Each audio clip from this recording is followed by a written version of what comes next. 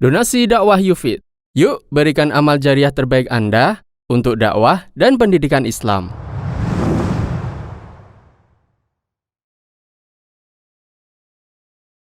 Assalamualaikum warahmatullahi wabarakatuh.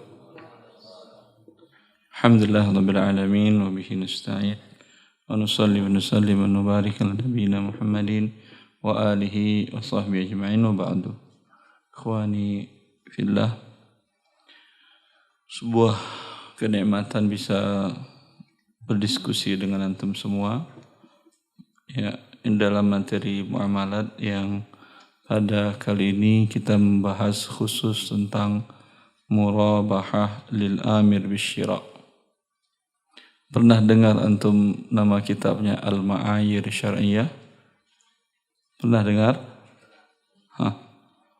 Berapa harganya satu? Dengar doang, beli ndak berani.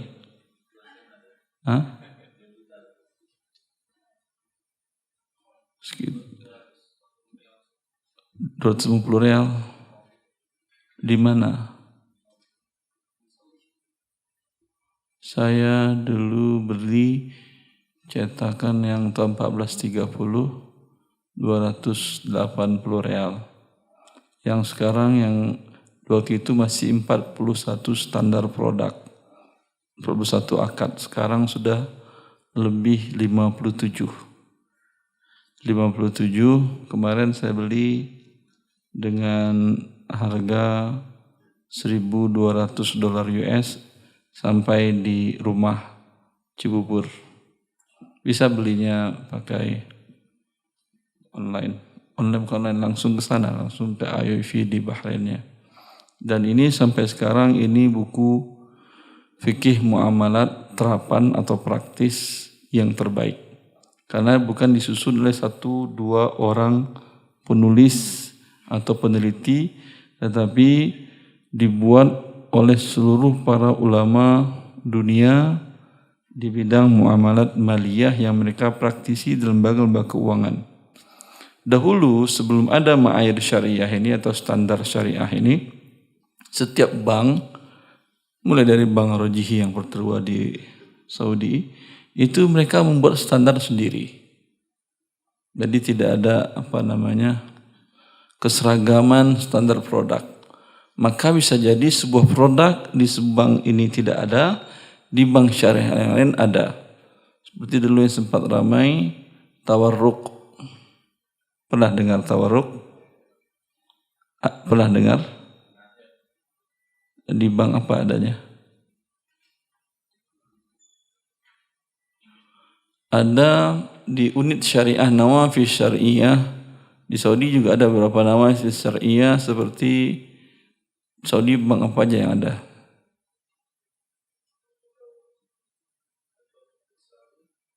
Bukan, Bankul Islami cuma di Jeddah, nggak ada cabang-cabangnya. Cabangnya banyak. Ada di SBC Bangkul Amanah namanya. Terus ada yang Bank Inggris apa namanya? SAB itu SBC. SAB itu SBC, itu Bank Inggris, Hong Kong Inggris. Ya. Mereka mengeluarkan produk tawarruk.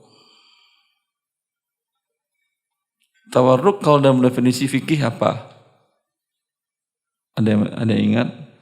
Ini backgroundnya semuanya minimal pernah belajar fikih muamalah dari awal sampai akhir kan ya? Ya. Kalau enggak repot. Walau sekali lewat. Mungkin kita fikih apa, tapi pernah belajar dari awal sampai akhir yang muamalat. Tawarruk yang Anda kenal apa? Coba.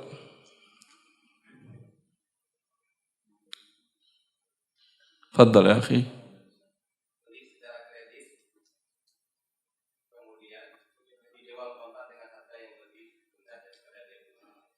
Masalah rendah atau tidak itu kan rezeki dari Allah. Bisa antum beli dengan kredit, kemudian dijual lebih mahal, bisa atau tidak? Bisa. Para pedagang di dunia umumnya seperti itu. Para pedagang dari daerah beli barang ke Tanah Abang itu jarang yang beli cash, kecuali dia beli pertama belum kenal sama para pedagang-pedagang itu. Tapi kalau sudah kenal, ya tunai semuanya. Gantung 1 nota atau 2 nota. Umpamanya beli 300 juta, bayar setelah 1 bulan. Ini nanti dibayar 300 juta, dia boleh ngambil barang 600 juta gantung. Paham?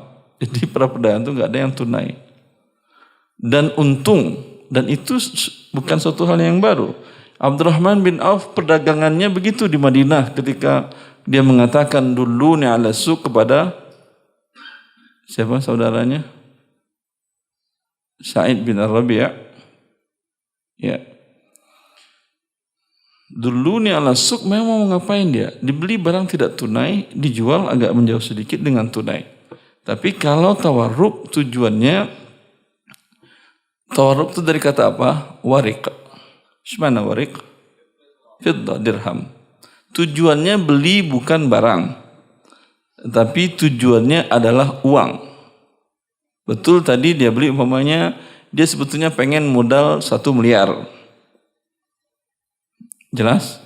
Pengen modal 1 miliar, mungkin mau bisnis buku umpamanya, atau mau bisnis kambing, mau dekat Idul Adha mau bisnis kambing dengan modal 1 miliar. Kira-kira ada nggak orang memberikan qardul hasan dengan angka 1 miliar? Hah? Wallahu a'lam, mungkin ada, mungkin tidak. Hah? Tapi hampir-hampir tidak ada, kan ya? Hampir-hampir tidak ada. Dia beli rumah dengan harga 1,2 miliar. Ada orang jual rumah dengan 1,2 miliar ada? Ada.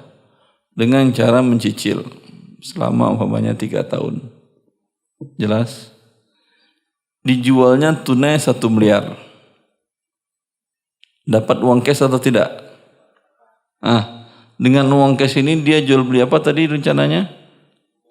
Buku boleh, kambing boleh, apa aja boleh. Mau nikah lagi juga boleh antum, tapi repot urusannya kalau seperti itu. Kenapa tunjuk-tunjuk? Yang jelas ini bisa dapat modal tanpa riba. Itu tawarruk. Tetapi ketika dia menjadi produk sebuah lembaga keuangan seperti yang saya katakan tadi, di SBC ada, ya, di Saudi, itu diharamkan oleh banyak para ulama tawarruk masrafi itu. Dengan bentuk jual belinya, kamu mau berapa? Umpamanya mau 100.000 real. Kata dia, ya udah, tanda tangan kami jual kepadamu umpamanya saham di bursa, dari bursa kami jual kepadamu besi di bursa komoditas. Tanda tangan, serah terima. Ya, serah terima. Terus kata yang nasabah tadi, saya nggak mau besi, saya mau uang 100.000. Sebentar. Tanda tangan dulu kamu beli besi dari kami tidak tunai seharga 130.000. Jelas? Kemudian wakilkan ke kami tanda tangan lagi, wakilkan ke kami agar jualkan di bursa internasional besi yang kamu beli tadi dari kami dengan tidak tunai. Yaudah, tanda tangan diwakilkan. Yaudah, kami jualkan. Ya, terjual 100.000 real. Nih, uang 100.000 real masuk ke rekening kamu. Mantap. Astagfirullah. Ini dia riba sesungguhnya. Yang dia terima tanda tangan, terima 100.000, nanti bayar 130.000. Jelas tawarruk. Tawarruk masrafi jadi riba.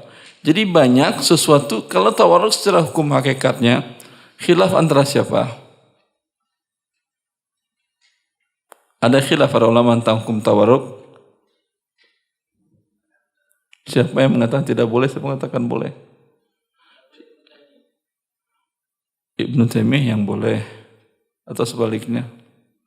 Seingat saya yang boleh Ibnu Taimiyah, yang nggak boleh muridnya Ibnu Qayyim. atau terbalik, wallahu a'lam. Setahu saya seperti itu.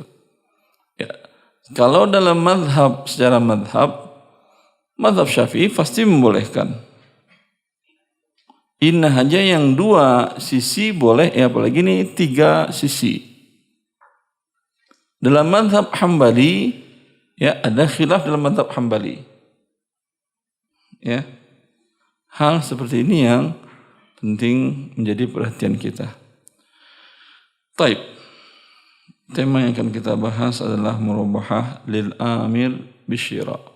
Ada buku yang paling bagus saya katakan, Ma'ir Syariah. Dulu antum belinya dengan harga $120.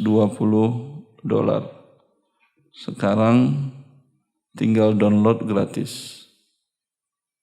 Ambil.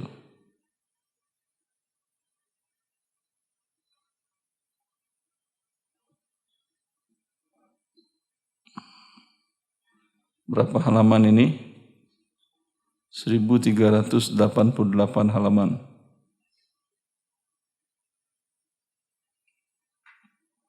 Antum mau ambil dari saya boleh, mau ambil dari langsung situs resminya boleh.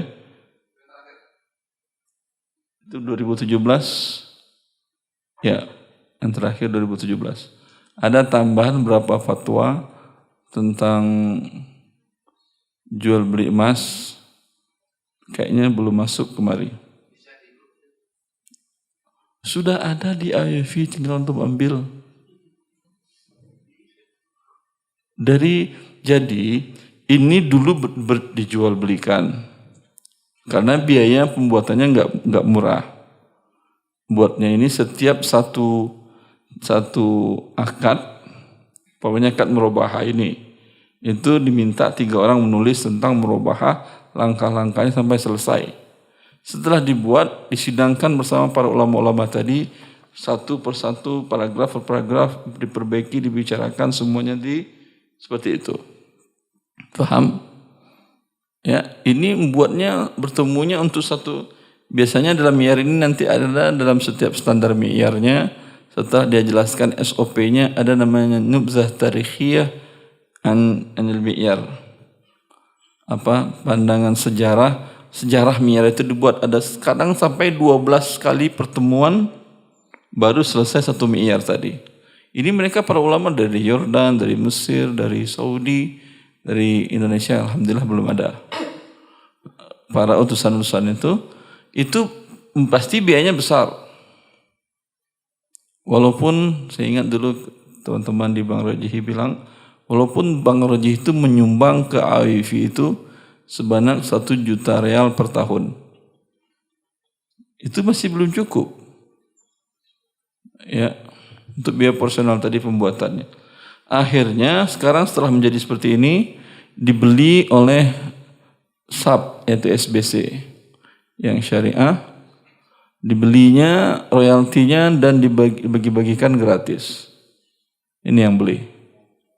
Ar-Ra'i al-Asri linuskha elektronik Ma'ir Syariah SAP.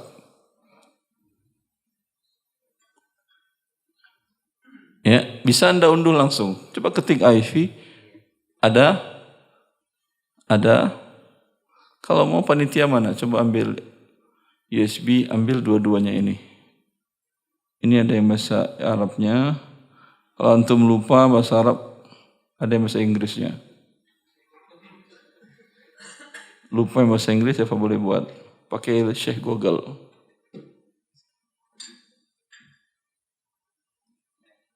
Syariah Standard. Ini 1264 halaman.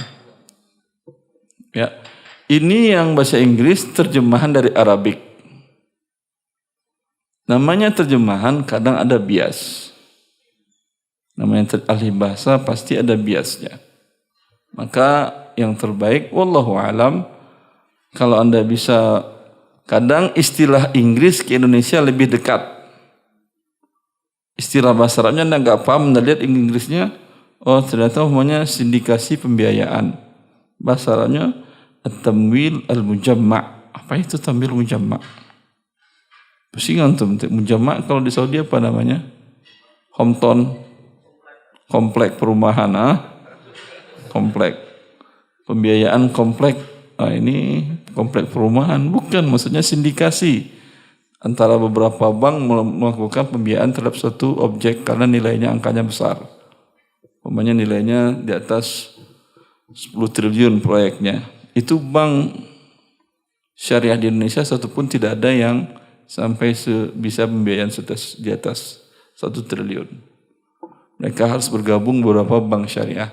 Terkadang bank syariah juga belum bisa. Harus juga bergabung dengan bank non syariah atau bank ribawi. Itu di sana ada ketentuan-ketentuannya. Kalau sindikasi bahasa Indonesia, sindikasi jelas kan ya? Sindikat. Ya, terlihat sama dengan franchise bahasa Arabnya apa? Franchise bahasa Arabnya apa?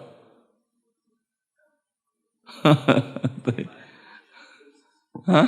Di IWF ada di sini produk franchise namanya Uqudul Imtiyaz.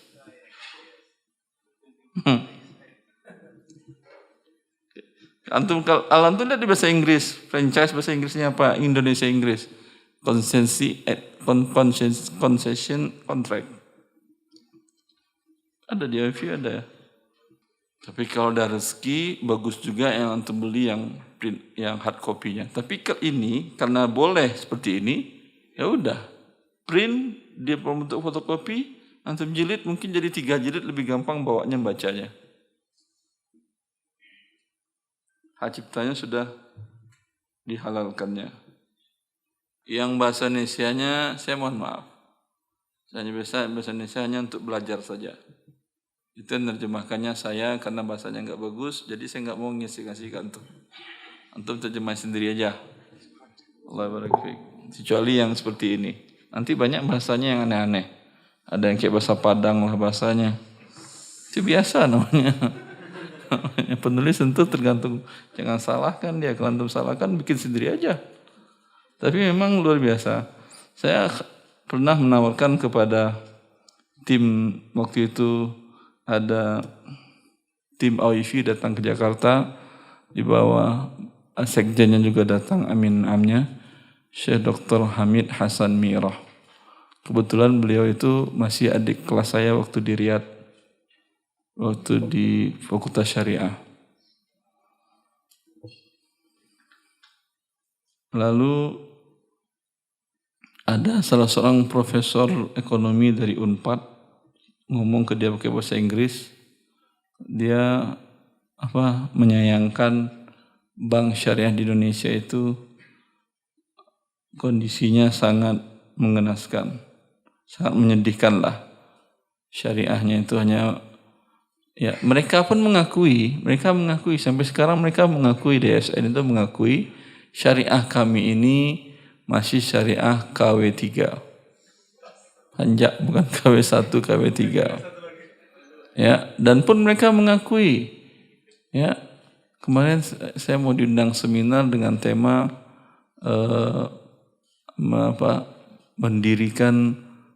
menjalankan bank syariah dengan seutuhnya. Dengan Dr. Roni Syahroni di kampus Tazkiyah, tapi dianya berhalangan. Lalu pihak panitia minta diganti dengan Dr. Adi Warman. Saya bilang kalau nama Adi Warman enggak level. Beliau bukan ahli kesyariahannya. Kalau sama Oni saya mau. Sampai sekarang belum ada jadwal lagi. Ya. Mereka mengakui bahwa bank syariah mereka sekarang di Indonesia itu bank menuju syariah. Ya. Dalam poin tentang tahwil al-bunuk at-taqlidiyah ila al-masarif islamiyah, ada di sana pernyataan bahwa tidak boleh menamakan suatu bank dengan bank Islami kalau belum berpindah 100% kepada syariah. Ya, secara dalam bahasa juga begitu kan? Bank OTW syariah atau menuju syariah. Lagi di mana akhi OTW? Udah nyampe itu belum? Pasti belum. Mereka ngaku itu pasti belum.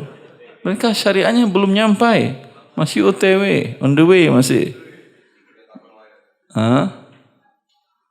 Seperti itu. Tapi karena mereka mengatakan, kalau kita langsung rubah 100%, tutup bank syariah. Betul seperti itu? Betul seperti itu? Tidak. Demi Allah tidak. Malah ketika mereka mau bersyariah 100%, pasti Allah bantu dan Allah mudahkan, dan kaum muslimin pun mengerti mana yang halal, mana yang haram.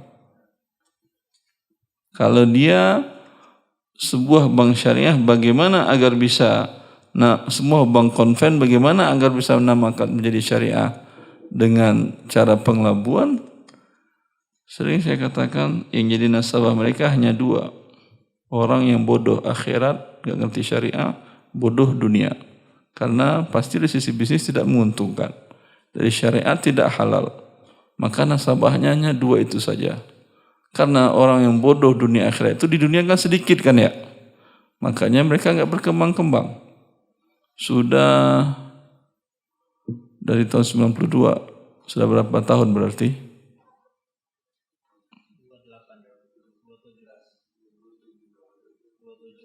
27 tahun. Sudah 27 tahun berdiri, kapital asetnya hanya baru 28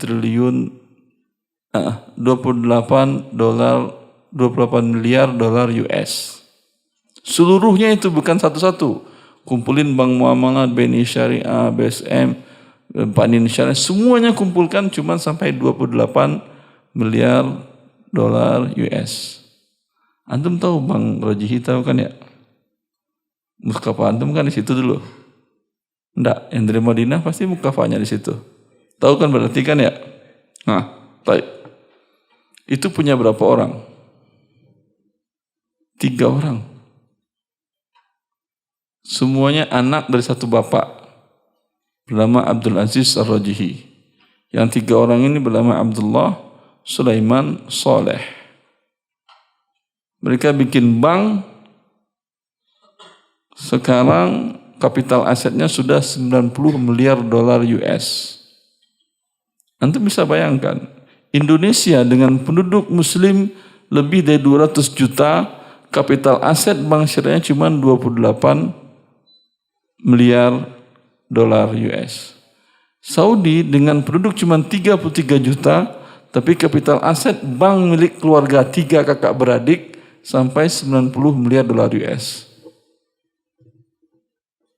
Apa penyebab dibalik ini? Dan antum tahu sendiri yang pernah berurusan dengan Bang Rojihi. Enak, nyaman, iya nyaman. Astagfirullah. Saya dulu nggak tahu waktu saya tahun 2000 saya di Riyadh.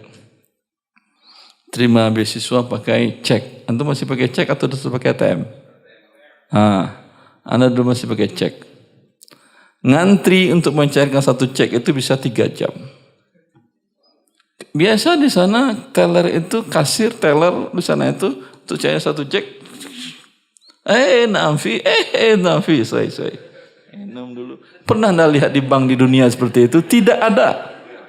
Tidak boleh teller begitu. Bukan nggak laku, ini salah satu angka fatal akibatnya.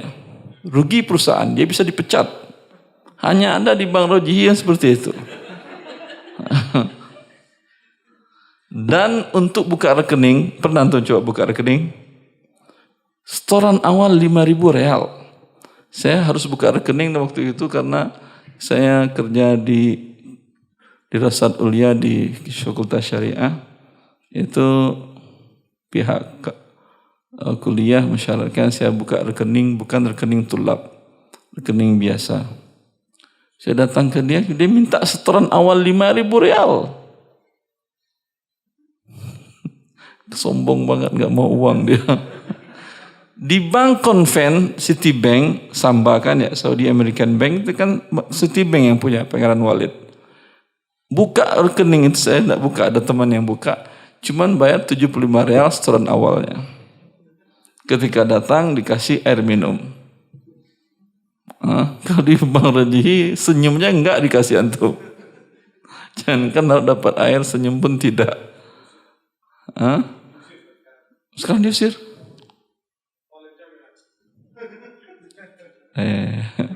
Antum terjami.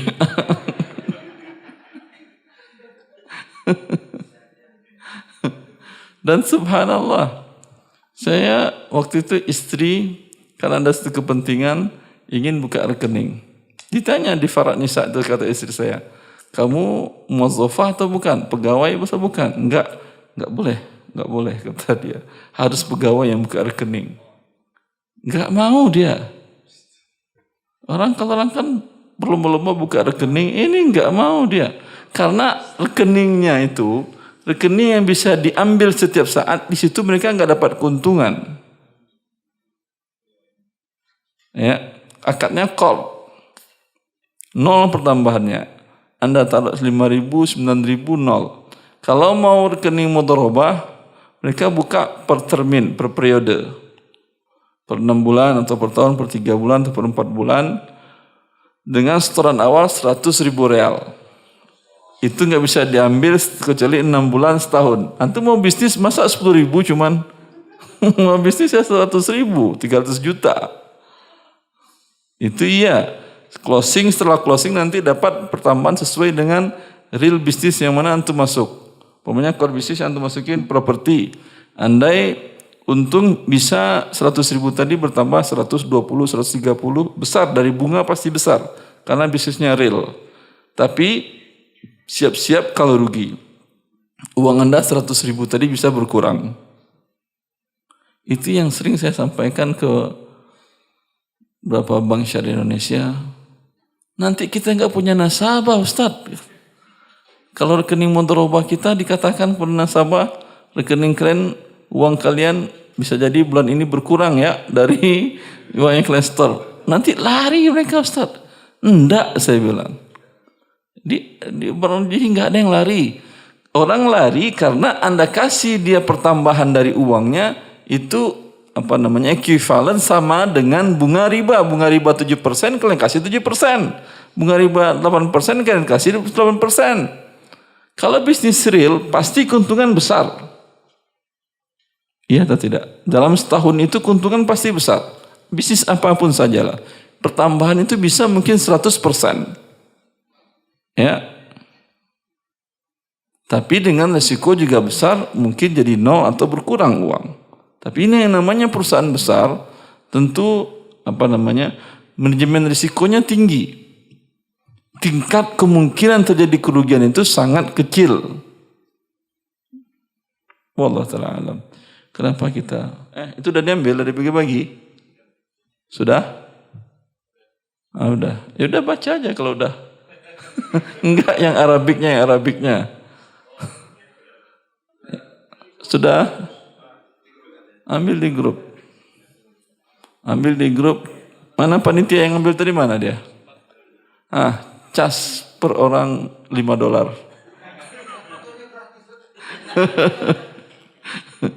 Gratis dari OIV, kalau di sini ada cas.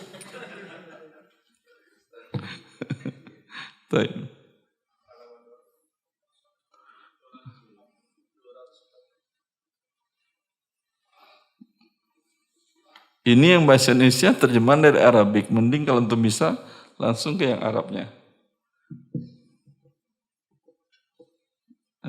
Bismillah.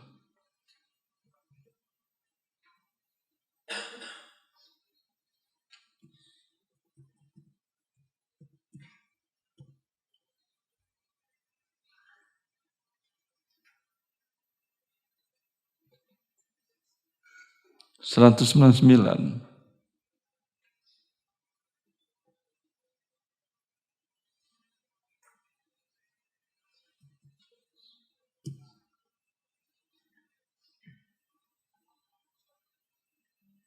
Al-Murabahah. Mi'yar Mu'adal, ini mi'yar terakhir kayaknya 2017.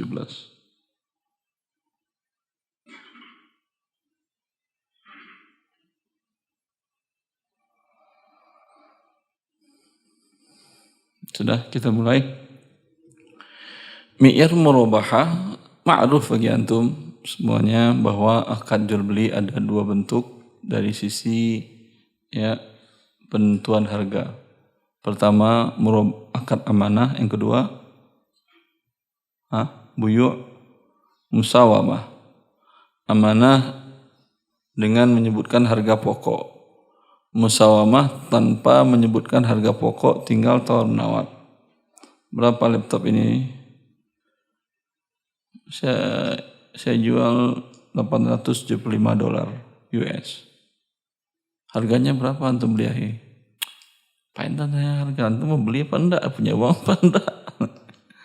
Kalau mau cari harga, lihat aja di Google, ngapain tanya ke saya? Tapi kalau mau beli ke saya 875. Boleh jual beli seperti ini? Boleh, namanya buyu' musawamah. Boleh dengan menyebutkan pokok. Ini namakan buyul amanah. Karena dia jual beli amanah, harus amanah Anda menyebutkan pokok mendapatkan barang tadi. Kemudian ketika setelah Anda sebutkan pokok, yang namanya Anda dagang tentu ingin laba kan ya? Anda katakan saya beli $635 US. Berapa kamu kasih saya laba profitnya? Kam turbihuni? Tanya $10. $10 nggak nyambung lagi. 10% boleh lah. $70 berarti kan ya? Saya 700. Kemahalan $70. 695 aja. Dia tawar $5. Ya udah 690, $5 kemana mau dicari pecahannya? 690. Ya. Ini namanya bai' murabahah. Setelah menyebutkan harga pokok kemudian tawar menawar dalam labanya. Kalau tawar menawar laba namanya murabahah. Kalau dengan harga sama, Anda beli dengan harga $700, Anda jual 700. Kenapa? Mungkin karena teman atau menurut Anda pasar sekarang tidak bagus. Yang penting berputar modal Anda. Anda jual dengan harga yang Anda beli. Ini bai' apa namanya? Musawah. Baru dengar saya itu istilahnya. Mungkin betul. Maksud itu persamaan gender gitu kan ya. Enggak, kalau istilah para lamanya bai' tauliyah. Bai' tauliyah. Ya. Bisa jadi Anda jual di bawah harga yang Anda beli dari pokok. Karena satu dan lain hal seperti tadi. Kalau ini apa nama jual belinya? Muwadha'ah atau wadhi'ah, mana aja lah, atau hatitah, kurang dari harga pokok yang Anda beli, Anda jual kurang dari harga pokok. 3 ini bagian dari jual beli amanah dan murabahah masuk sana. Dan murabahah, kalau Anda tanya ke orang kerja di bank, akad jual beli kalian apa? Apa dia bilang? Murabahah. Ada akad lain enggak? Iya, semuanya murabahah pokoknya kata dia. Anda mau apa aja akadnya murabahah.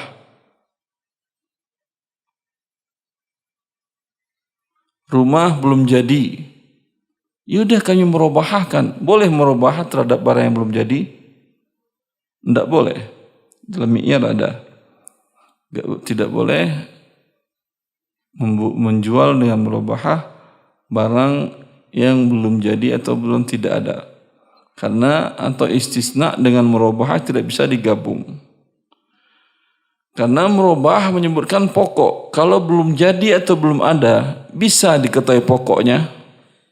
Tidak, maka terjadi gharar. Karena harganya tidak bisa diketahui. Ya.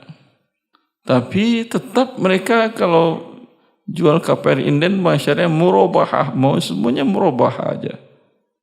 Ya. Tidak ada yang lain. Ini memang secara tabiat murabahah ini yang dikenal dalam fikih bukan 100% murabahah yang dipraktekkan di lembaga keuangan syariah. Sehingga ini namanya murabahah yang sudah dimodifikasi.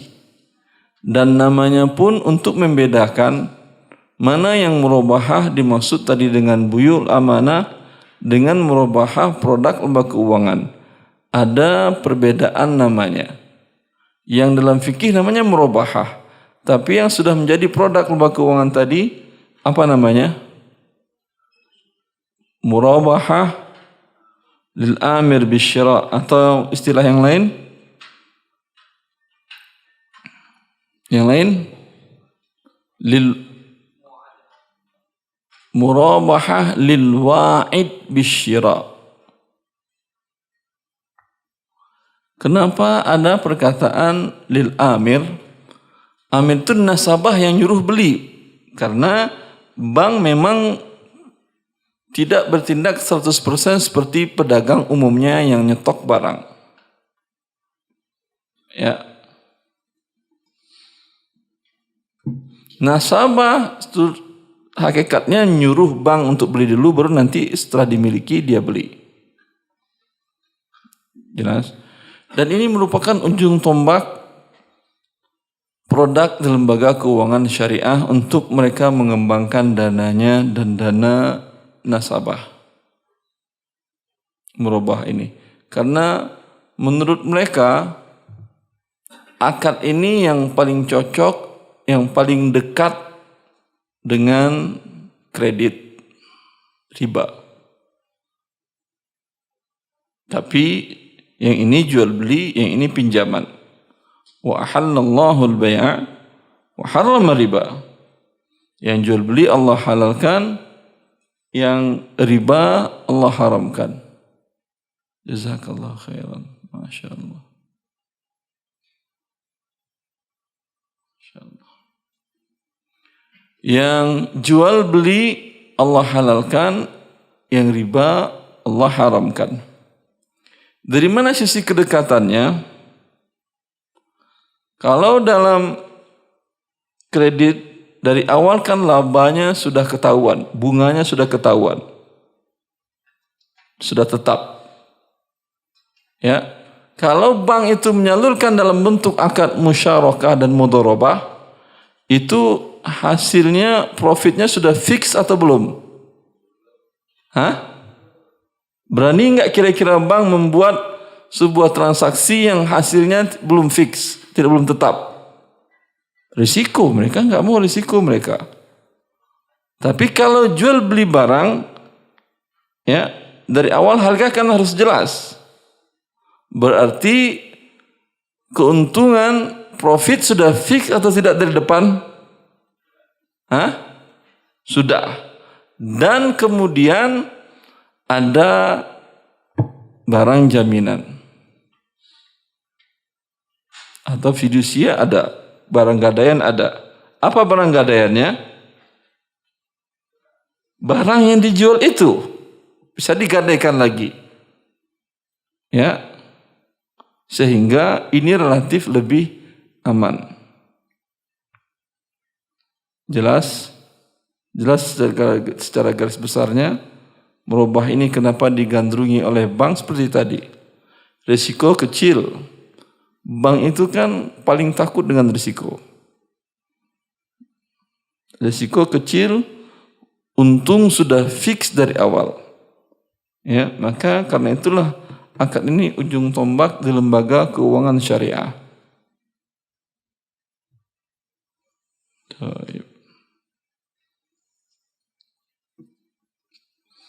Tapi permasalahannya, akad murabahah yang dalam referensi fikih muamalat, itu apakah harus bisa manin ajil? Harus tidak tunai? Hah? Tidak. Tidak ada hubungan antara murabahah dengan pembayaran dicicil. Tidak ada. Ya, bisa jadi berapa kau beli? 700. Saya beli 700 dengan keuntungan untukmu $70, 770, 10%. Setuju, dibayar langsung $770.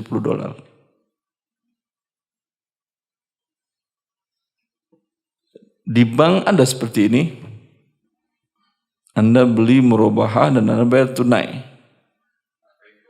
Hah? Ngapain ke bank? Salah Anda ngapain ke bank.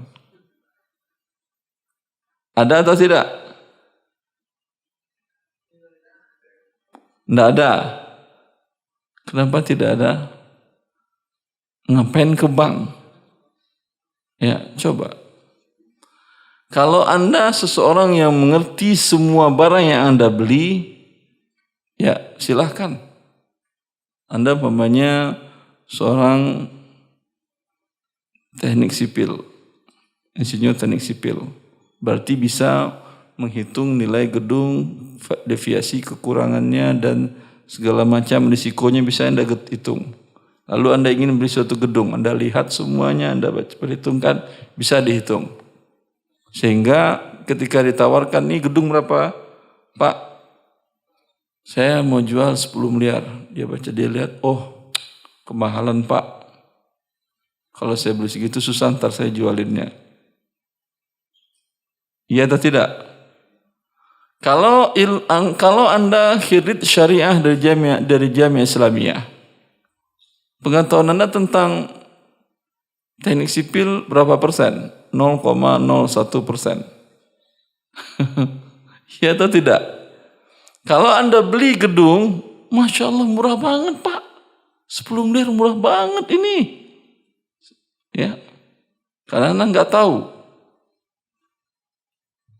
Sehingga risiko Anda untuk tertipu tinggi atau besar? Tinggi. Yang aman belinya kemana? Coba. Kenapa Anda mengatakan kalau tunai ngapain kita ke bank? Ya. Anda karena harganya lebih mahal. Tidak selamanya lebih mahal menyebabkan orang tidak mau beli. Anda kalau ada showroom mobil yang biasa dengan showroom mobil 88. Iya, showroom mobil 88. Pak Ahmad? Ya. Mana yang lebih tinggi harganya? 88. Mana yang lebih suka kalau Anda tidak mengerti engine atau mesin, tidak teknik mesin, nggak ngerti, mekanik nggak ngerti. Anda khirit syariah. Dari mana Anda mau beli? Nah, iya bekas. Kalau baru ngapain ke 88? Kalau baru saya tunjukkan antum. Ada Astra, ada Astrido. Antum maunya mobil yang mana? Saya tunjukkan tokonya yang mana. Ini memang bekas. Kalau mobil baru tentu risikonya dijamin oleh dealer. Ini mobil bekas. Ya. Dan memang 88 lebih mahal. Tapi barang-barang dia berkualitas. Speknya dia lebih tinggi. Berarti bagi Anda, ya, enggak masalah sebetulnya lebih mahal sekian, lebih selisih 5% atau 10%, tapi Anda puas. Dapat barang yang bagus. Kecuali Anda ahli. Mengerti. Jelas? Cuman kenapa image kita dengan bank syariah seperti itu, ngapain saya ke bank? Karena memang selama ini bank syariah di Indonesia itu mereka tidak menjual barang sesuai dengan yang seharusnya. Mereka hanya yang penting dapat uang udah. Masalah barang diterima, masalah risiko barang itu mereka nggak akan pikir sepanjang itu. Bahkan ada yang bentuknya wakil atau wakal. Udah nih uang kau beli, udah nanti bayar setiap bulan cicil, kami jual ke kamu sekian harganya. Wakil wa tawakkal. Diwakilkan dia beli, kemudian jualkan ke dirinya sendiri. Umumnya bank syariah seperti itu. akad murabahah bil wakalah. Karena itulah orang tidak akan mau beli ke bank syariah kalau umpamanya dengan tunai. Tapi kalau Anda lihat bank, saya pernah dulu waktu di Riyadh nemenin sekolah Indonesia Riyadh. Di Madinah ada sekolah Indonesia, Jeddah yang ada ya. Jeddah yang ada, Madinah ada, di Riyadh ada. Waktu itu harga sewa gedung di sekolah Indonesia Riyadh itu untuk 10 tahun sama dengan harga beli gedung di kota Riyadh. Jadi timbul ide, keinginan dari atas pendidikan dan disetujui oleh duta besar di waktu itu untuk sekolah Indonesia Riyadh memiliki gedung sendiri di kota Riyadh. Cuman sekarang masalahnya mau pakai bank mana? Mereka tunjuk Bank Rojihi. Bank Rojihi itu mereka tidak mau berurusan dengan jual murabahah kepada nasabah yang bukan pegawai negeri Saudi, PNS kan ya, pegawai negeri Saudi. Harus yang bertransaksi dengan mereka pegawai negeri Saudi, sehingga langsung potong payroll gaji. Umpamanya beliau ingin beli mobil Camry. Berapa sekarang Camry? Dulu sih 60.000. Ini 100.000 kembali 40 ya. Sekarang udah 90 ya. Karena sekarang di Saudi 90 Camry. Masih kembali 10.000 itu. Ini 100.000. Nah, beliau umpamanya sebagai, kalau talib nggak mungkin, anggap sebagai tajir, tukang apa namanya, warung Indonesia, warung pojok kalau di Madinah apa? Toko Indonesia, beliau punya toko Indonesia. Kalau beliau mau beli melalui bank, itu tidak bisa dilayani oleh bank. Harus yang datang bertransaksi dengan bank pegawai negeri Saudi. Datanglah dia ke temannya yang ada pegawai Saudi, pegawai negeri, dia yang mengajukan, nanti beliau yang bayar ke temannya. Paham? Ya, seperti itu. Jadi Bank Roji itu mereka nggak mau ambil pusing. Dia langsung, karena ketika pegawai negeri itu mengajukan kredit pembelian Camry umpamanya, itu harus persetujuan dari bagian keuangan di instansi dia bekerja. Bila ada pertandatangannya, itu langsung dipotong gajinya dari Bank Saudi, pegawai negeri Saudi dari Bank Riyadh. Dari Bank Riyadh langsung ditransfer ke Bank Rojihi per bulan dari 1/3 dari gajinya. Begitu kreditnya, jadi aman.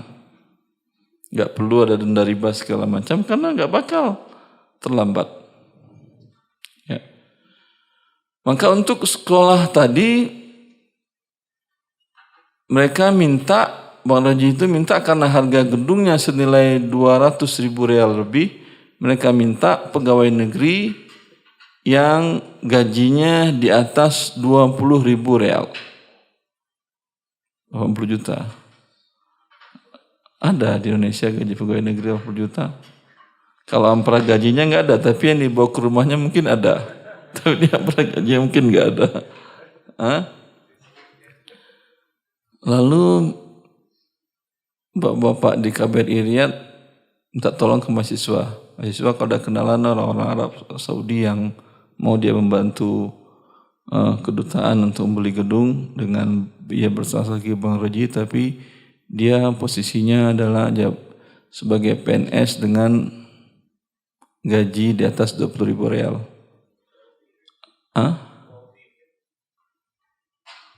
Qadhi? Saya bertemu dengan satu orang Padang, tapi dia sudah hijrah ke Riyadh, ke Mekah dulu dia, terus ke Riyadh, ikut bapaknya di tahun 30-an, naik kapal dagang. Masih kecil, kata umur 4-5 tahun. Al-Fadani. Ada dia. Dia disekolahkan, dia dosen fisika, dia di King Saud University di Jamiatul Malik Saud. S1, S2, S3-nya di MIT, Institute of Technology. Seperti ITB tapi yang kelas 1 di dunia, di Amerika. S1, S2, S3-nya dari sana. Dan sudah profesor fisika. Kan kalau kita tahu di Saudi itu profesor setiap tahun gaji nambah 1.000 real. Maka enak kalau profesor muda di sana. Iya. Mulai dari diangkat profesor, sekarang profesor sampai meninggal naik 1.000 terus per tahun. Ya. Kalau umurnya panjang, alhamdulillah. ya, bagus seperti itu ya, kawan. Ya, mendorong orang-orang untuk menjadi maju. Memang bukan tujuan kita juga untuk menjadi profesor, tapi pendorong dia.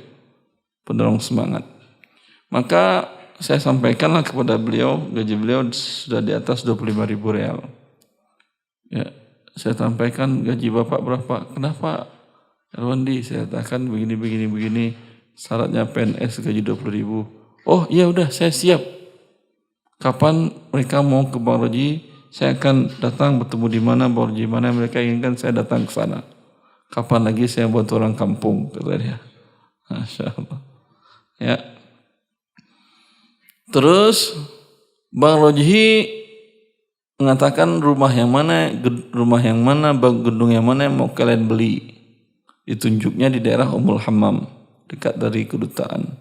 Itu daerah perumahan-perumahan tua, perumahan-perumahan lama. Ya. Dilihat, disurvei oleh pihak Bang Rojihi. Setelah disurveinya, tidak masuk dalam standar Bang Rojihi. Karena gedungnya sudah 11 tahun.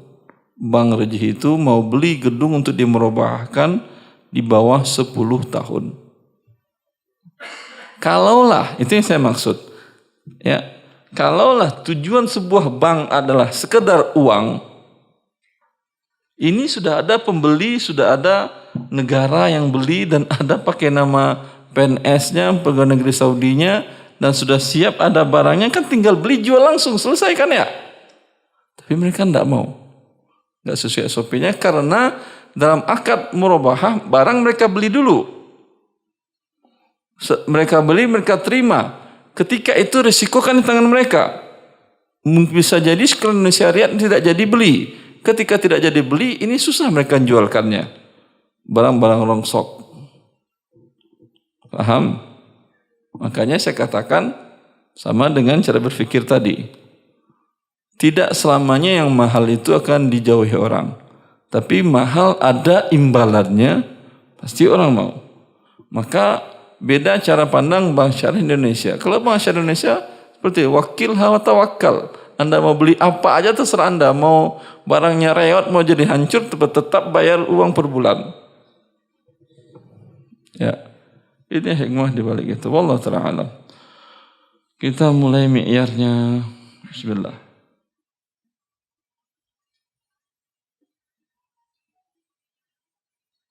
Baik. Kenapa dia hidup mati?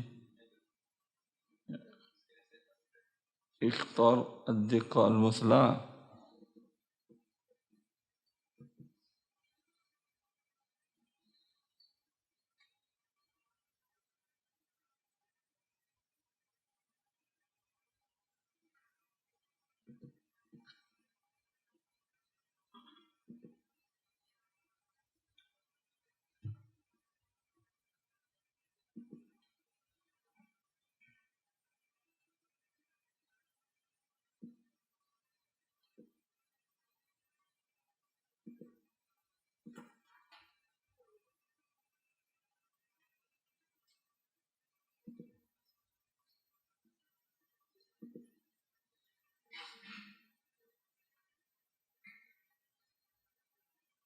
Baik, bismillah.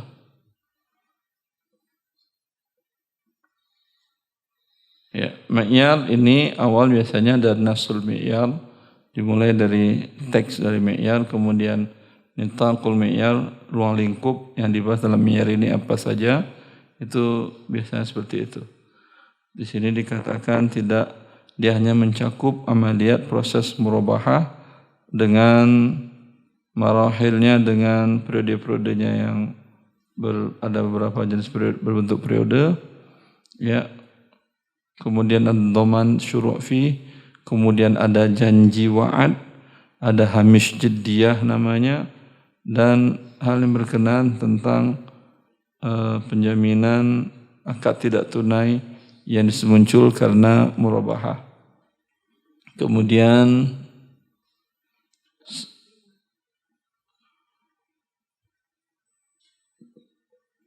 begini.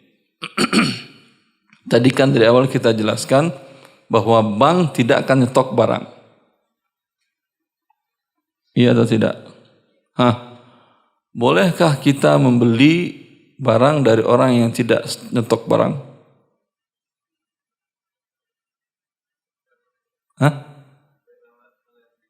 Baik, la yamlik.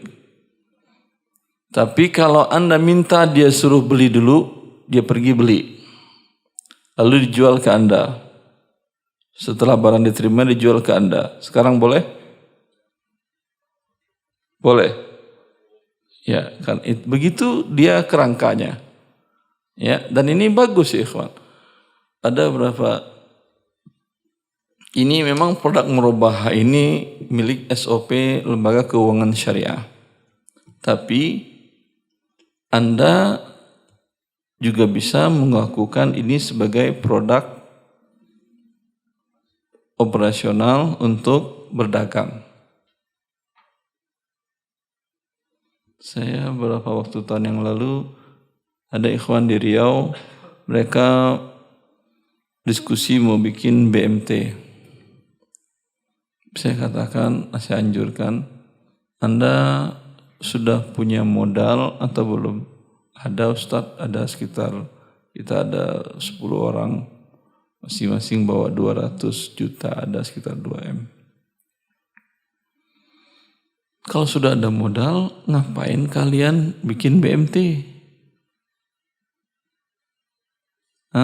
BMT itu perizinannya repot dan harus ikut standar mereka dan ada audit dari OJK untuk compliant kepatuhan syariahnya dan audit keuangan seluruhnya. Repot urusannya. Anda mau cari repot atau mau cari rezeki?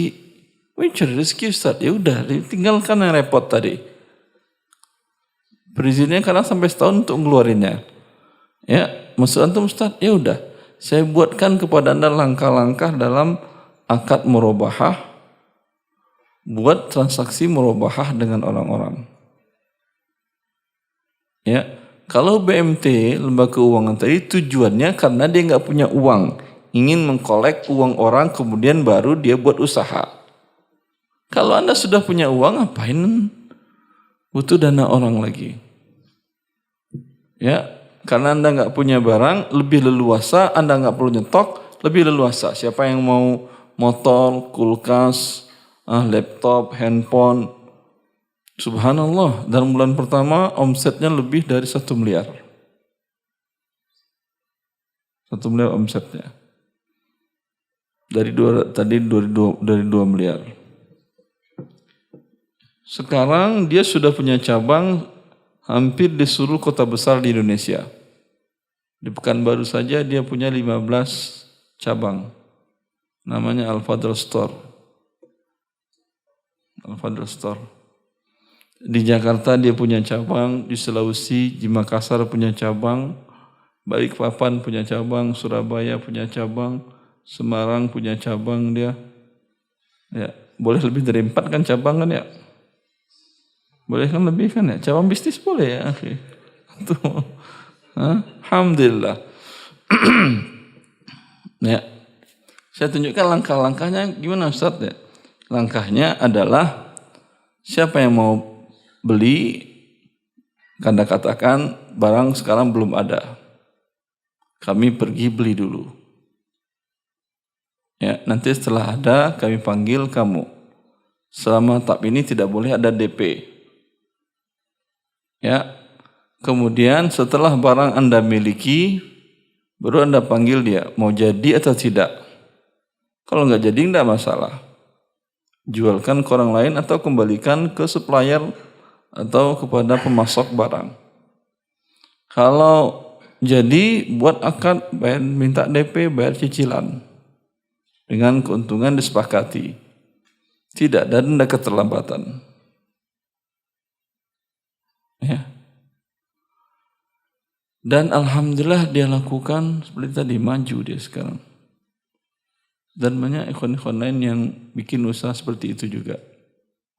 Komunitas-komunitas lain yang ini kan bagus. Ya.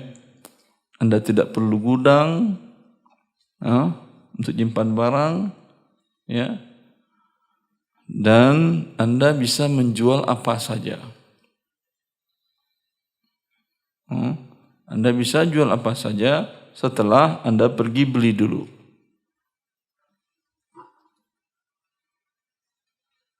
Dan alhamdulillah sukses mereka dengan langkah-langkah tadi. Itu di sini Anda baca ada berapa langkah?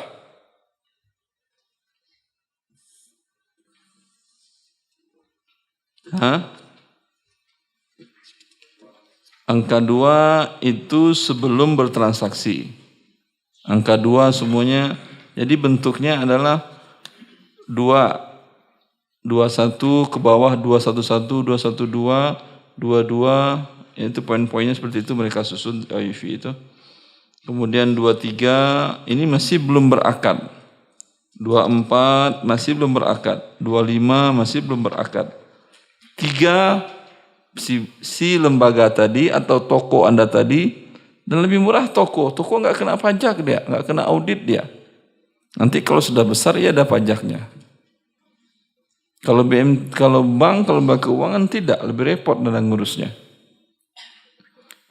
Di 3 baru lembaga tadi atau toko tadi memiliki barang tadi, diterima. Jelas? Langkah ketiga terus itu yang harus diperhatikan ketentuan-ketentuannya. Masuk langkah keempat. Kan sudah dimiliki barang tadi kan ya oleh si toko tadi. Ya, langkah keberapa tadi memiliki? Ketiga. Sekarang baru dipanggil Anda lagi. Nasabah atau yang calon pembeli tadi dipanggil untuk berakad. Langkah keempat berakad. Ada angka kelima, barang jaminan. Barang jaminan. Udah, langkah 6 selesai. Tinggal 6 nikmati untung. Selesai sudah? Selesai. Baik. Coba antum lihat di langkah kedua ini. Langkah pertamanya ada itu masih definisi saja. Maka tidak saya masukkan di sini. Yang ini mulai dari ijra'at ini. Yang pertama nitaqul mi'yar, area mi'yar tadi. Ya, yang kedua di sini mulai sekarang ijra'at, langkah-langkah yang sebelum murabahah. Ya.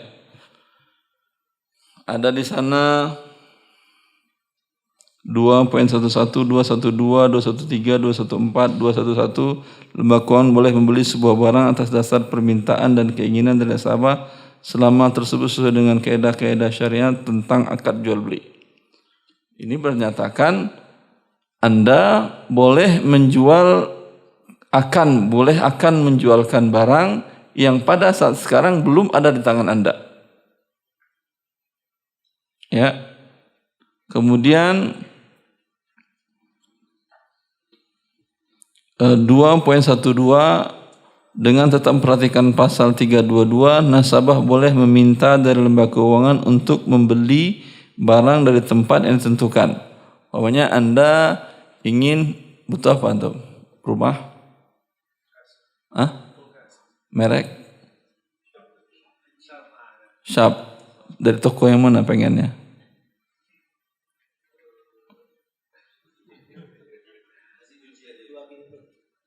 Kedua pintu. Dari toko yang mana dia inginnya? Iya, elektronik banyak. Anda pilihan enggak? Ada pilihan enggak? Ini boleh, enggak ada masalah. Anda katakan saya ingin, asal jangan Anda tunjuk. Nah, Anda mengatakan saya ingin mereknya Sharp, sekian spesifikasinya dari toko itu. Boleh, enggak ada masalah. Ya.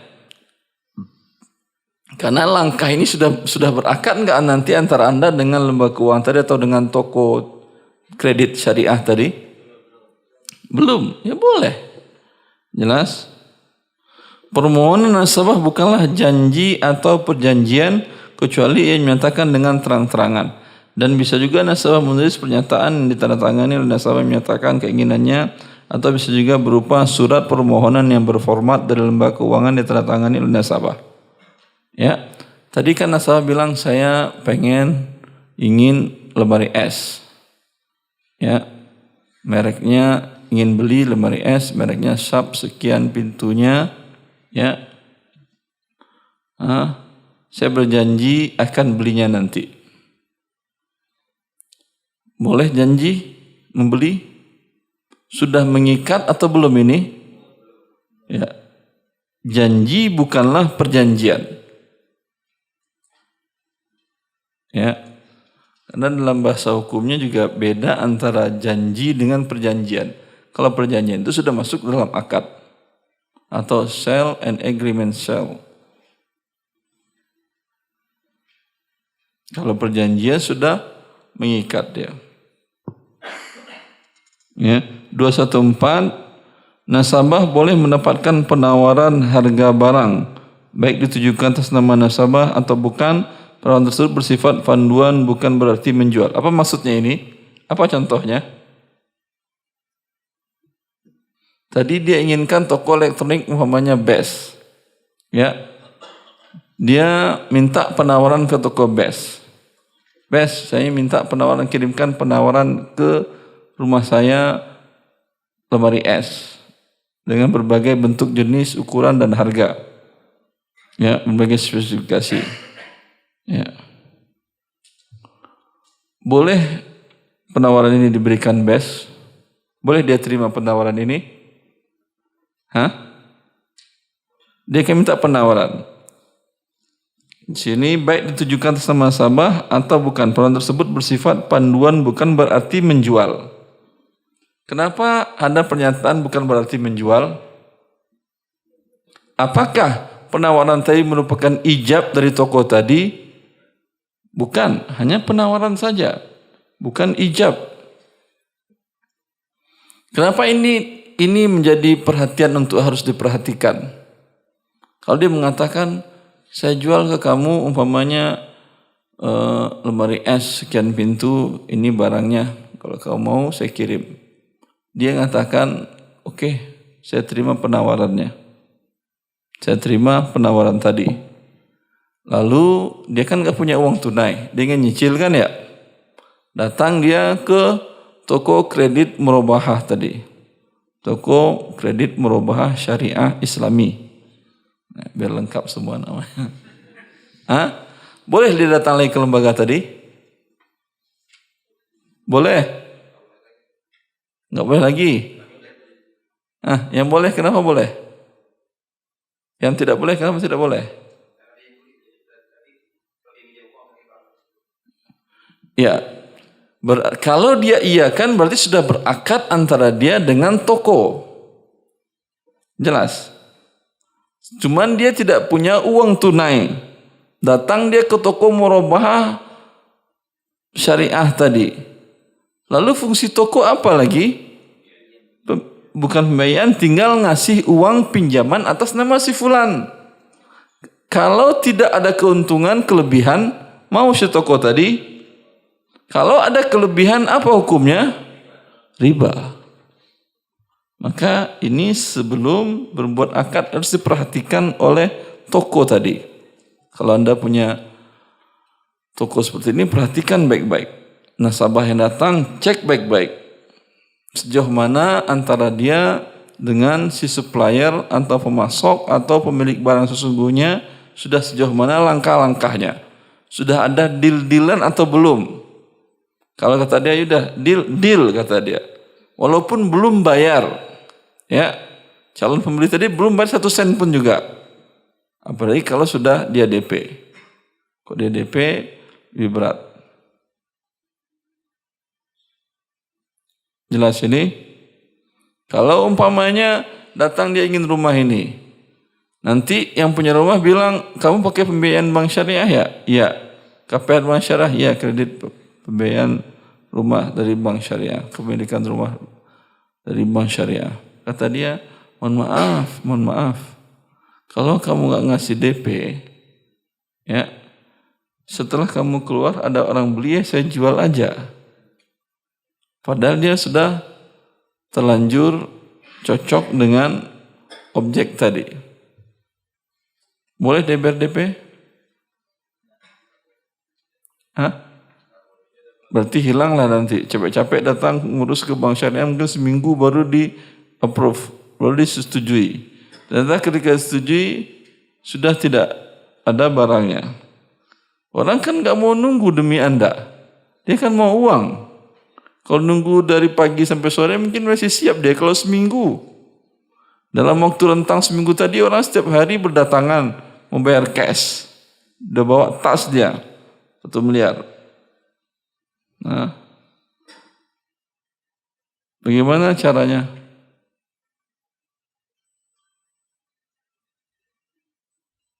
Ya, nggak ada caranya. Jadi Anda bayar DP, kemudian ketika disetujui oleh toko kredit tadi, merubah tadi atau bank syariah tadi, sebelum Anda katakan ke dia, sebelum kamu menyetujui, saya batalkan dulu di sini.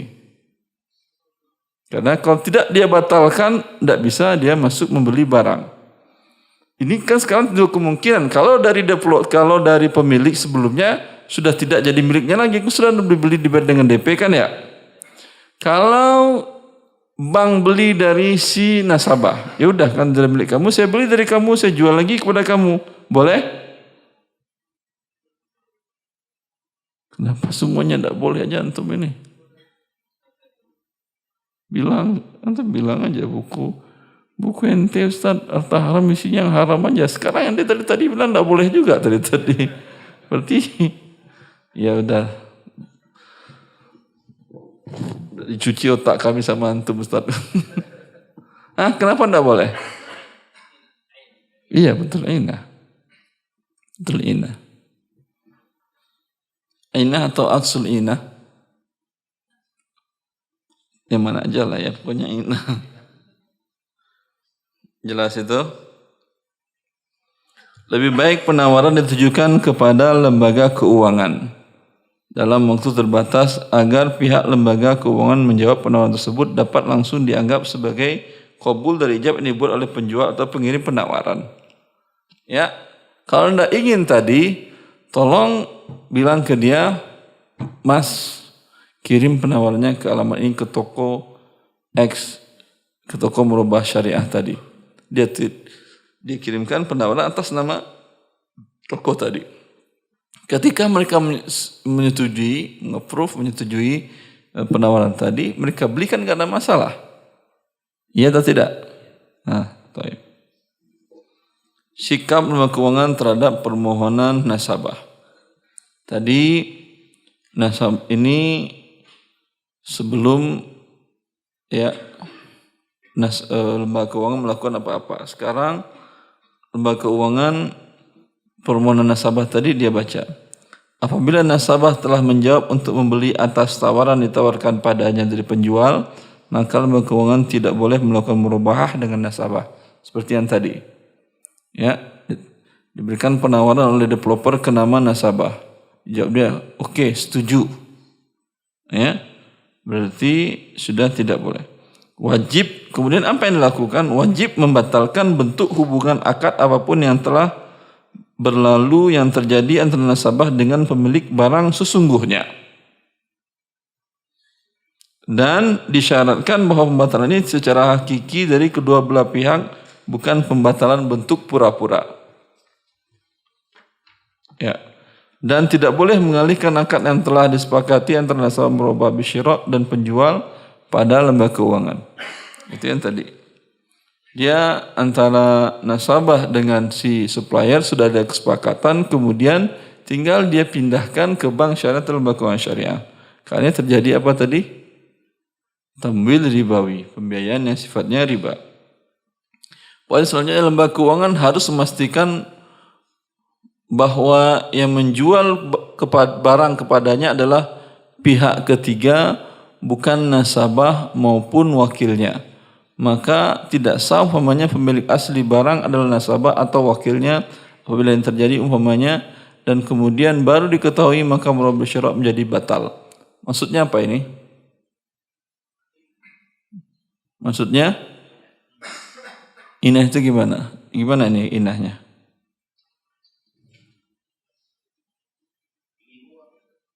Dia pengen uang. Ya semua orang pengen uang. Nah juga pengen.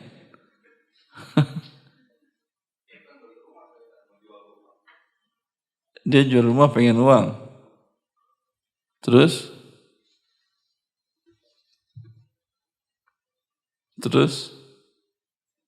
Yang ini yang di sini. Yang 225 kan ya? 223.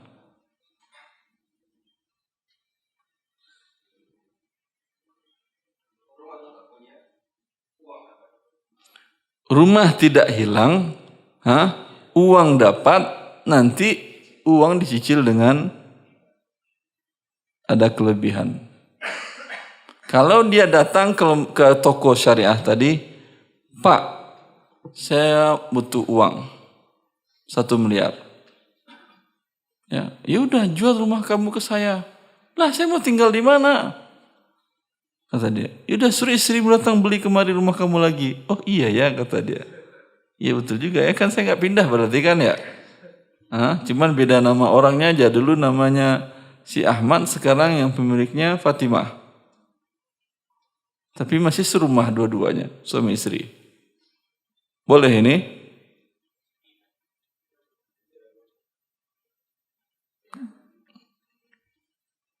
Nggak boleh jual beli rumah ke istri?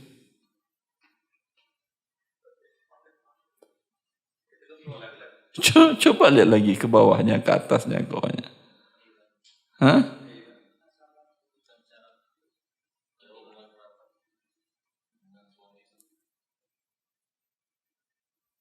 Nah, 224 perhatikan. Boleh nggak ke suami istri?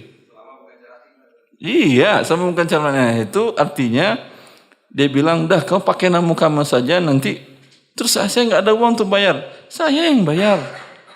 Itu iya. Tapi kalau memang berpindah menjadi milik istri, boleh atau tidak? Istri punya uang ternyata dan dia beli. Boleh kalau seperti itu? Ngapain pakai bank, langsung aja. Kan seperti tadi. Ngapain pakai bank, butuh uang? Langsung aja ke istri. Akadnya bisa 24 jam kan ya? Nggak perlu ada buka jam, buka kantor 24 jam, buka angsurannya juga 24 jam bisa dibayar, kapannya bisa dibayar. Jadi indah nggak ini kalau ke suami istri?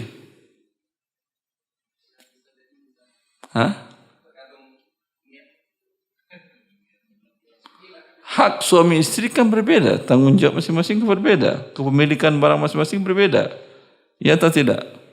Kalau antum tanyakan ke ibu, pasti mereka jawab. Harta istri milik istri, harta suami juga milik istri. Iya, kan jawab gitu.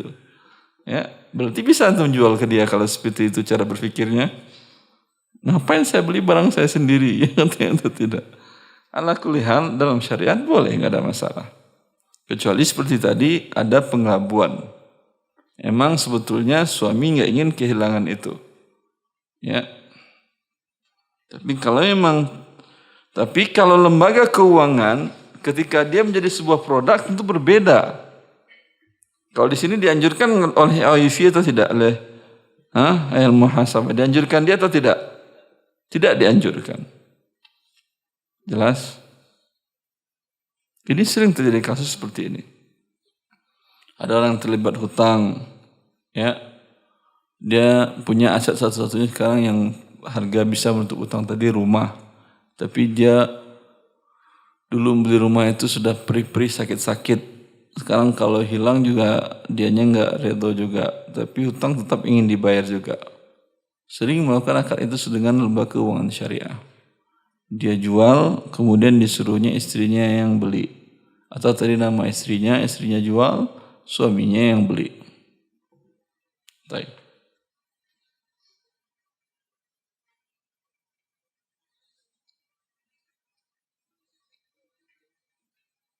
Dua lima maksudnya apa itu?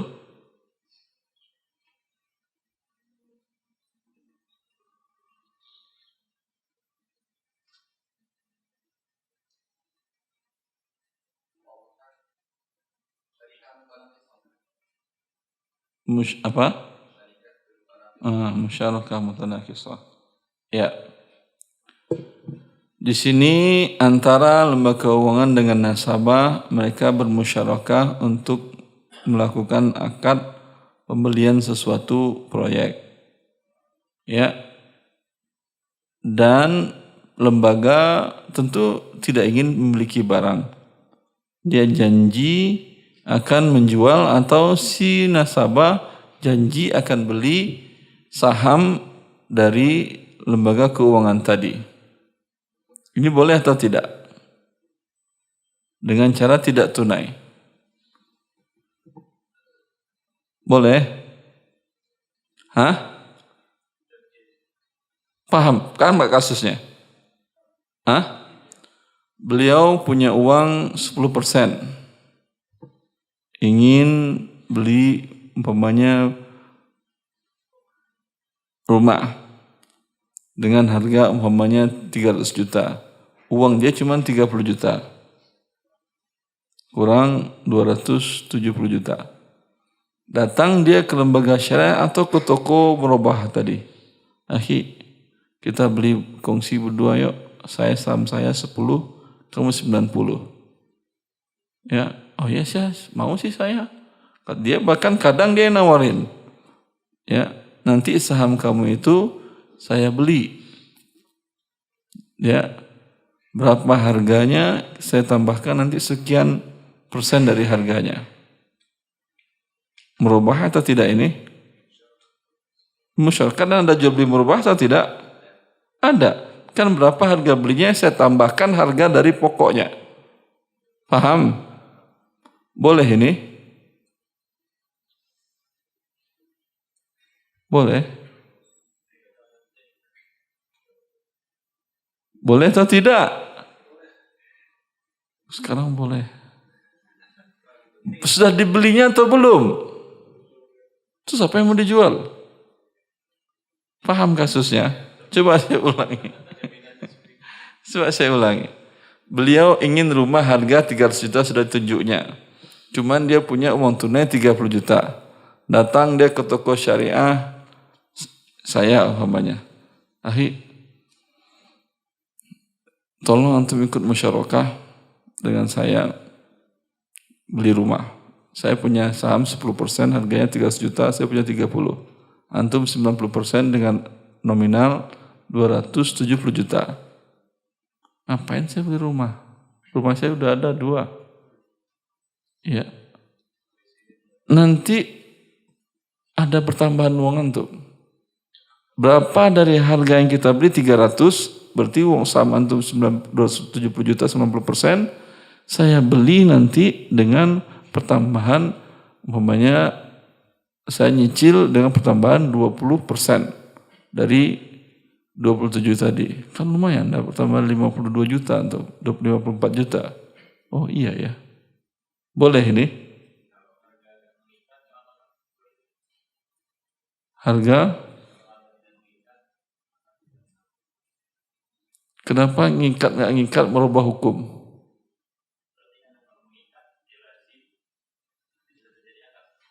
Kalau tidak mengikat, afwan, tadi Syekh beliau menyampaikan apa tadi? Syekh Abdul Razak? Hah?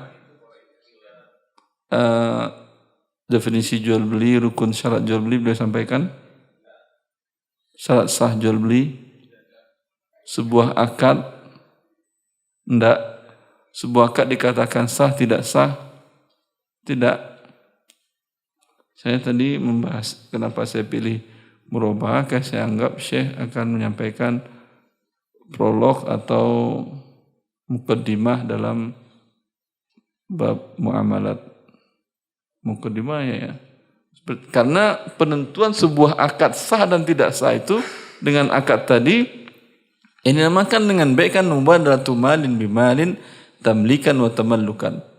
Tukar menukar harta dengan harta, harta yang Anda miliki Anda berikan kepemilikan ke lawan transaksi, lawan transaksi Anda berikan kepemilikan kepada Anda.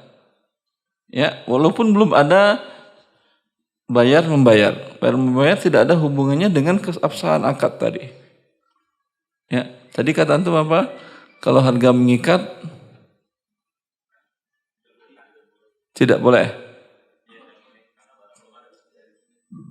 Kalau tidak mengikat, di sini apa dikatakan di sini? Ya, fi waqtin lahiq. Ya, akan saya lakukan murabahah untuk itu dalam waktu yang nanti. Ya, ini tidak boleh. Karena kan tidak mengikat. Harga sekian tambah, sekarang harganya kan belum pasti. Tambah sekian persen ribih atau profit untuk saya sebanyak 10% atau 20% dari qimah ismiyah. Qimah ismiyah itu berapa harga yang dibeli. Ya. Yang boleh adalah dengan qimah suqiyah. Qimah suqiyah setelah dimiliki nanti, ya, dari awal Anda katakan saya jual dengan harga pasar nanti. Ya, bisa jadi tinggi daripada harga murabahah di awal, bisa jadi lebih rendah daripada murabahah yang disepakati di awal tadi. Jelas ini? Allah barik fikum.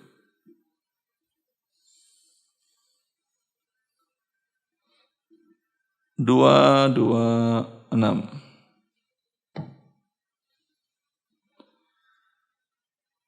Apa maksudnya ini? Hah? Apa? Kencang Syekh.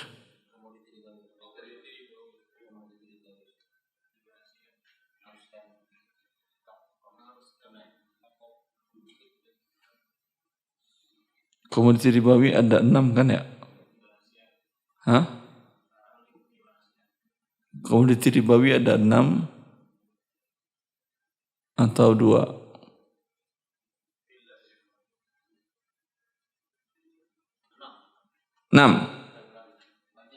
Banyak.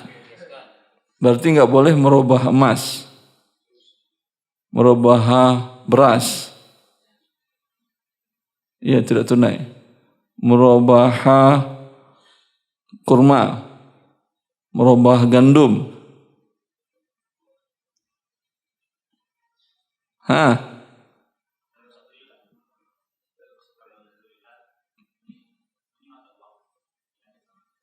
Ya, betul. Jazakallah khair. Kalau Anda merubah emas seperti ada di produk di lembaga keuangan syariah, cicilan emas, itu kan merubah emas. Ya. Bank belum memiliki emas. Lalu Anda pesan emas yang 100 gram. Setelah Anda pesan, bank pergi beli ke Antam. Ketika dia terima dari Antam, ya, dia jual ke Anda, tapi Anda gadaikan lagi kepada dia. Ya, dijaminkan kepada dia. Paham? Dan Anda cicil pembayarannya sampai selesai baru diserahkan. Itu bentuk produknya. Ini boleh atau tidak berarti?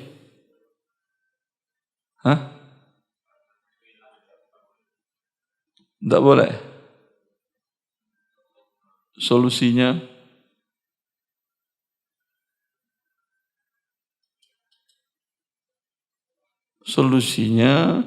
minta bank syariah tadi bukan menjualnya pakai rupiah, tapi pakai kayu, batu bata, ton blok, boleh. Karena tukar beton blok dengan emas harus tunai atau tidak? Berarti boleh. Alhamdulillah. Bayarnya pakai pasir, 2 kubik per bulan diserahkan ke dia pasir, atau pakai beras. Kalau pakai beras boleh. Emas dengan beras harus tunai? Tidak. Tetapi pertanyaan kita, kenapa itu ada di Bank Syariah Indonesia? Apa Dewan Syariah semuanya nggak ngerti?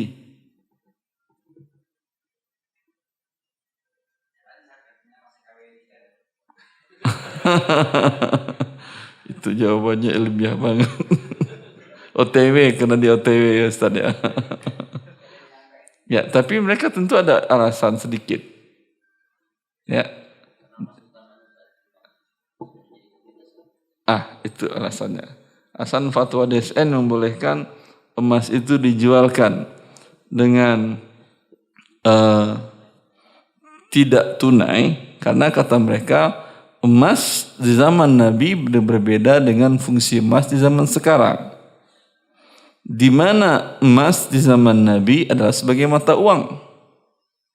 Sekarang emas bukan lagi sebagai mata uang sama dengan komoditas lainnya. Karena itu sama dia dengan batu dan lain-lainnya. Sebagaimana beli batu, beli baju, beli pakaian, beli pasir, beli tanah ditukar dengan rupiah. Boleh tidak tunai, emas juga boleh. Kuat dalilnya? Kok nggak paham dalil? Sallallahu alaihi wasallam. Kenapa?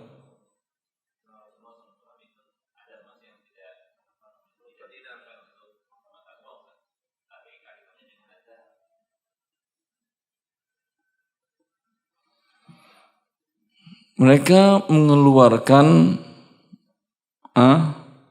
emas dari illat ribawiyah karena illatnya adalah tsamaniyah. Paham? Karena sekarang bukan jadi saman lagi dia. Jelas? Karena itu kata mereka seperti demikian.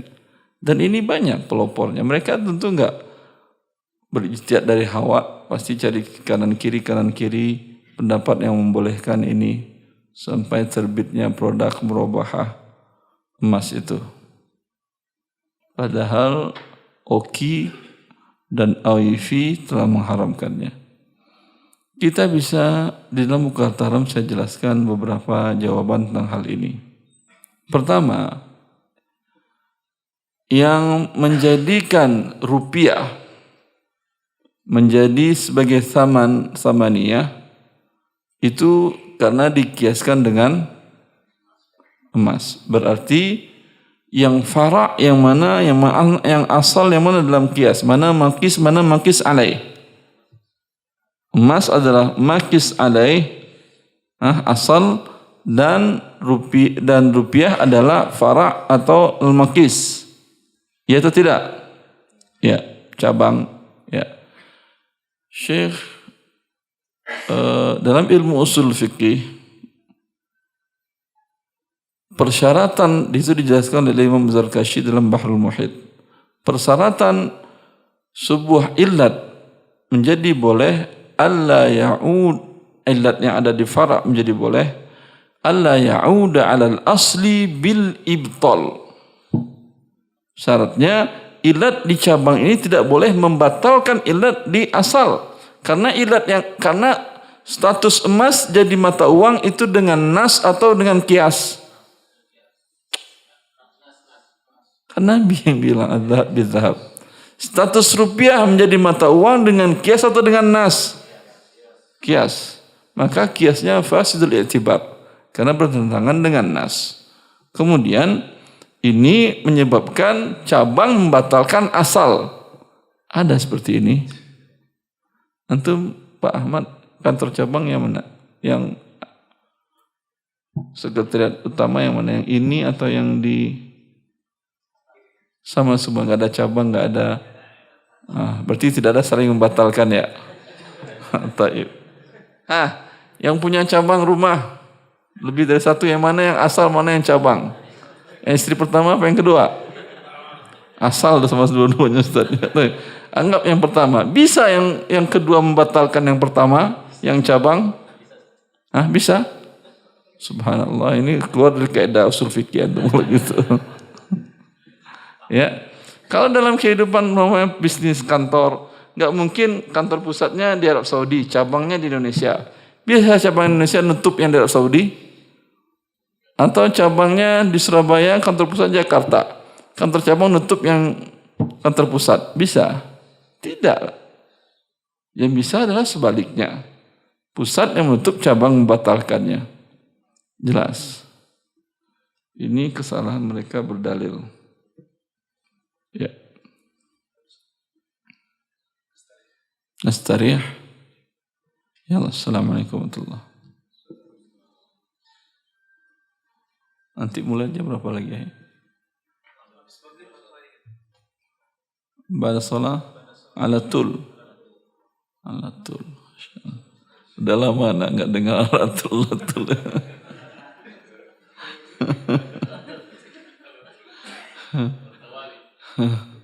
Ini antum udah baca dari rumah, kalau enggak bakal enggak selesai semalaman ini. Ini dapatnya baru hari ini. Sebaiknya ke depannya kasih teman-teman. Iya, filenya udah nak kirim ke antum, terlambat ya. Qadarullah masyaallah. Ya, enggak diingatkan dibaca oleh panitia. Biasanya saya kalau presiden begini, biasanya ketika dia daftar online, kita kirimkan file-filenya dalam bentuk soft copy. Jadi ketika hadir nanti baru dikasih hard copy. Tujuannya dia baca materi-materi sebelum datang. Lebih banyak diskusinya. Ya, wallahu a'lam. Sekarang Ustaz Didu wa Qaribu.